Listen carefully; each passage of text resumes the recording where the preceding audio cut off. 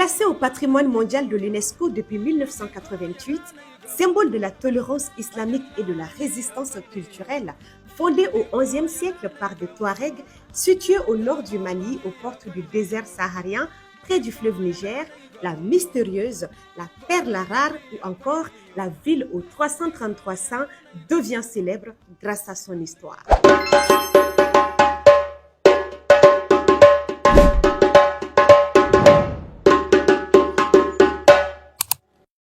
Maïjan Ashley Timbuktu. Ne vous battez pas dans les commentaires, je sais que j'ai mal prononcé, mais ce qui est sûr, aujourd'hui, nous allons parler de Tombouctou.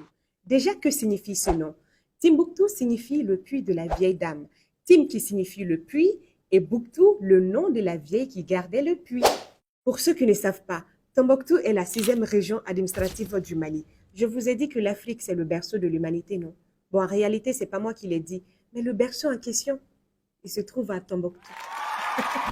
Maintenant, parlons de cet héritage africain unique qui montre que l'Afrique a eu ses propres universités, ses bibliothèques, ses scientifiques, ses historiens, ses philosophes et ses théologiens avant les colons. Hein? Tu me crois pas? Cela veut dire que tu ne connais pas l'université de Sankoré? Écoute ça.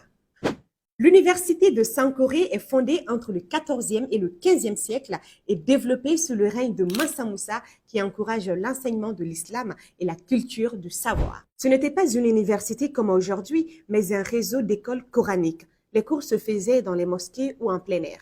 Les matières enseignées étaient, tenez-vous bien, la médecine, l'astronomie, la géographie, l'histoire, le droit, la science, la poésie, la langue arabe, etc.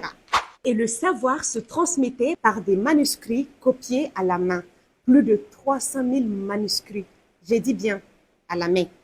Timbuktu se trouvait alors être la métropole intellectuelle et religieuse qui abritait à peu près 25 000 étudiants venus de partout. On y retrouve également la mosquée de Djingareber et celle de Sidi Yaya. Et ce n'est pas tout, la ville devient alors le cœur du commerce transsaharien où se négocie or, sel, épices, cuivre, etc. Comment parler de Tombouctou sans parler de ses artisans qui contribuaient à la prospérité de la ville en fabriquant des objets de valeur? Comme moi. Je sais que tu te demandes pourquoi toutes les maisons sont construites en banco. C'est parce qu'on était écolo depuis des siècles. Écolo. Plus sérieusement, le style architectural de Tombouctou est adapté au climat désertique.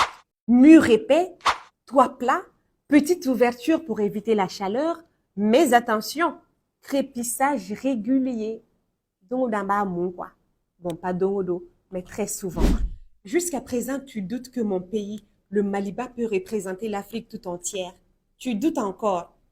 Le pays est riche. Historiquement parlant, il est riche. Bon, écoute, si tu as aimé la vidéo, like, commente et partage. À bientôt.